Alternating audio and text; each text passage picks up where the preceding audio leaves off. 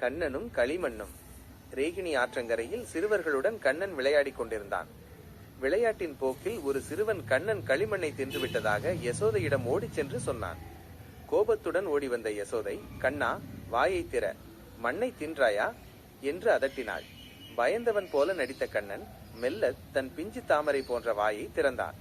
யசோதை அந்த சிறு வாய்க்குள் பார்த்தபோது அங்கே மண் இல்லை, 7 உலகங்களும் தெரிந்தன. சூரியன், சந்திரன், விண்மீன்கள் மற்றும் அண்ட சராசரங்களும் அந்த மாயக்கண்ணனின் வாய்க்குள் சுழன்றன. திகைத்து போன யசோதை தன் மகன் சாதாரண குழந்தை அல்ல, பரம்பொருள் என்பதை உணர்ந்து சிலையென நின்றாள். மறுநொடியே கண்ணன் தன் மாயையால் யசோதையின் அந்த நினைவை மறையச் செய்து மீண்டும் குழந்தையாக மாறினான். அன்னை யசோதை அந்த விஸ்வரூபத்தை மறந்து இனி மண் தின்னாதே என்று அவனை அணைத்துக் கொண்டாள். அண்டத்தையே ஆளும் அந்த மாயவன் ஒரு தாயின் பாசத்திற்கு மட்டும் கட்டுப்பட்டு சிரித்துக் கொண்டிருந்தான். மேலும் இது போன்ற ஆன்மீக கதைகளுக்கு சப்ஸ்கிரைப் செய்யுங்கள்.